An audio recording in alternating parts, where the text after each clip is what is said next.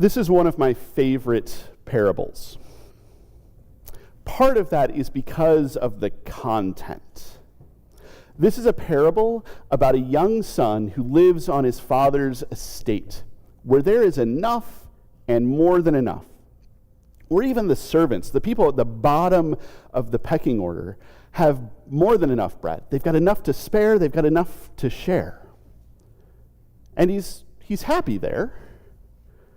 But he looks out at the world and he says, I want to go make my way in the world. I want to go make a name for myself, be my own person, with nothing more than the vast fortune that my father can give to me. So he goes to his dad and says, you've got enough and more than enough. Can you give some of that to me and I'll go out into the world and make my name? And his father says, sure, here you go. And he goes out into the world and he puts his trust in that vast fortune. And he learns that you can't quite rely even on vast fortunes. Not in the end. I mean, it might seem like there are folks who really don't have to worry. Elon Musk is going to be fine. But eventually, the money can't help anymore. And this young son learns that quickly. He is maybe not the best budgeter, the greatest planner. He spends the money. He ends up having to work for a pig farmer, and his option for food is the pig's food, which is especially bad if you're Jewish and pigs are off limits, but is not great for anyone. And so he wonders, what can I do? Can I go back to my father's estate? I mean, I took his money and wasted it. He's not going to welcome me back, but maybe I can go back and I can get a job. I can be one of the hired hands. I can be one of the servants. They've got enough and more than enough. They've got bread enough and more to spare. I'll go back and I'll do that.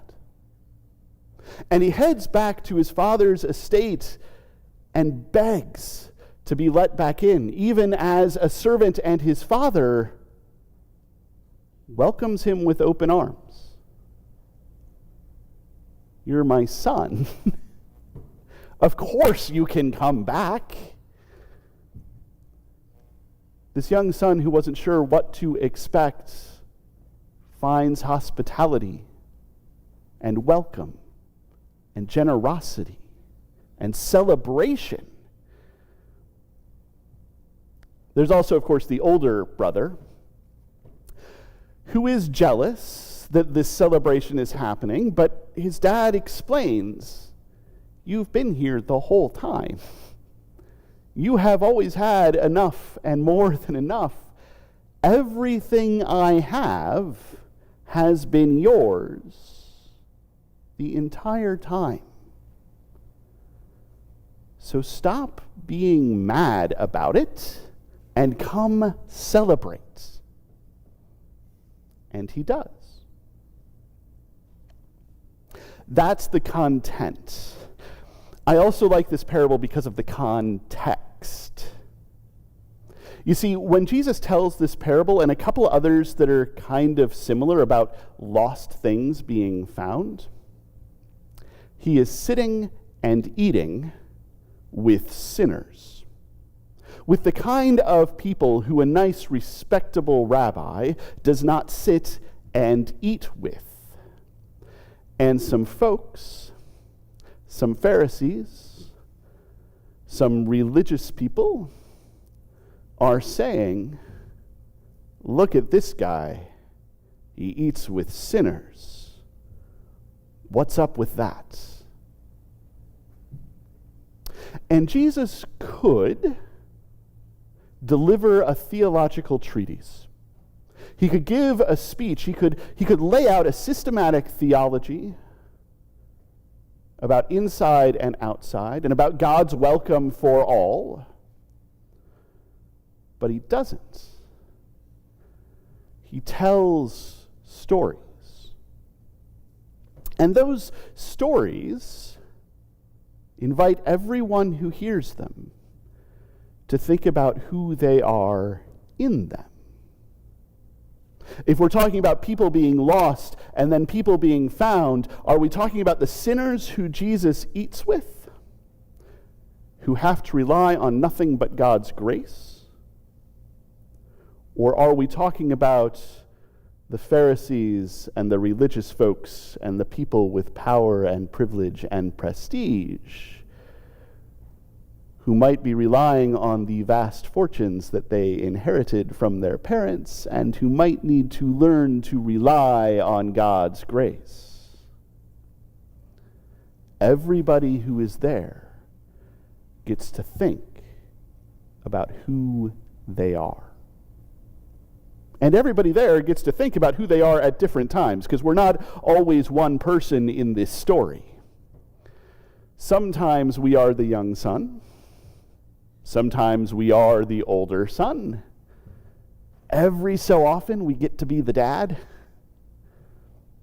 Sometimes we're the servants. Sometimes we might be the pig farmer. Stories have this power to make us imagine and reimagine everything. Don't get me wrong, facts are great. I love them. Arguments following rigid, systematic logic are great. Mathematical proofs are useful. I don't really understand them. I have been told they can come in handy. But we are storytelling creatures. We understand ourselves through the stories we tell about ourselves. We understand each other through the stories that we tell about each other. We understand the world through the stories that we tell about the world. And stories tell us more than how things are. They tell us how they can be. They tell us what can change. They present the wonders of possibility to us. Stories are powerful things. And I know that because I know that there are folks who want there to be fewer stories.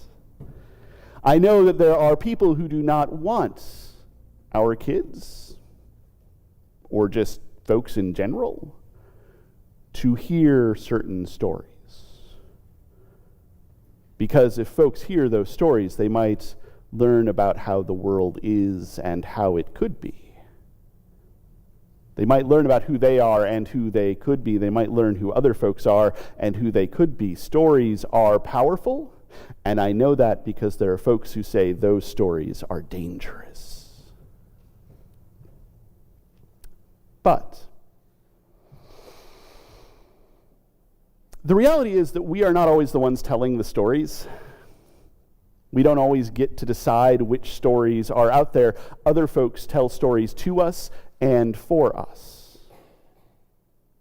Books are stories, movies are stories, TV shows are stories. News broadcasts are stories. Advertisements are stories. And given the season that we are walking into, it is important to remember that political campaigns are stories. They are all attempts to tell you who you are and who you should be, who those folks are and who they should be, how the world is and how it should be, and what you have to do.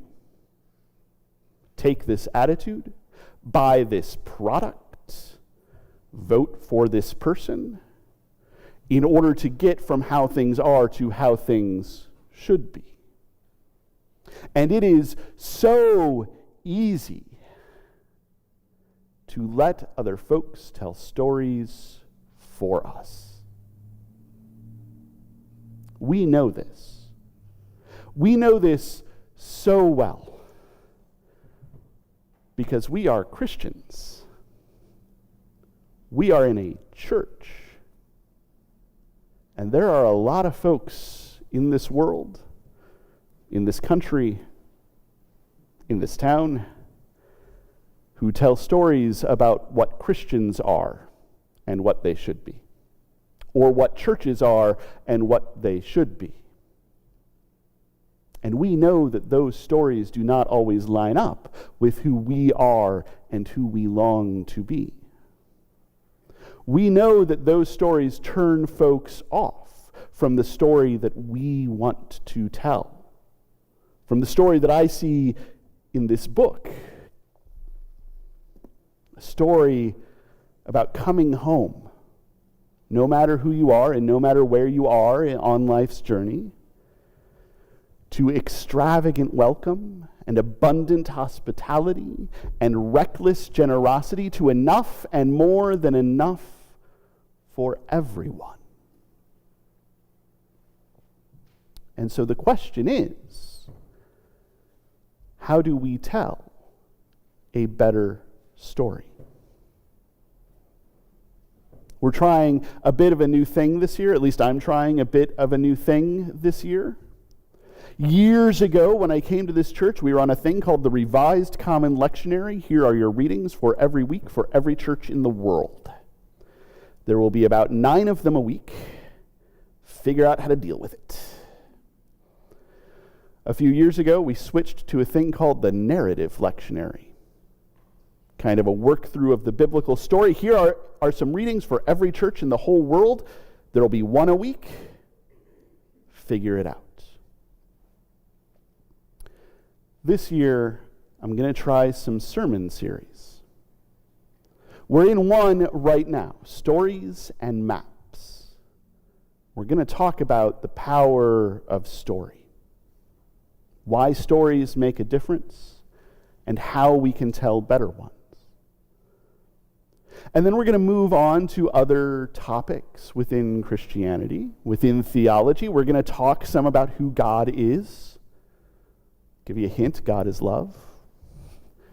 We're going to talk a little bit about what sin is and who Jesus is and who we can be and all those kinds of things. And on the one hand, these are each little series with little sermons inside of them. So if you miss one, don't worry. You can also catch them on YouTube and the website and Facebook and all that if you want. But I'm hoping that there's also a through line all the way through the year that will help us tell a better story, that will help us know a better story, that will give us confidence to share a better story, so that all of the people in this world who have had not so great stories told about them and told for them, who maybe have internalized those not so great stories, can themselves learn to tell a better one. A story about love. Because I truly believe that a story about love, heard and told over and over again until it fills the whole world, can change everything.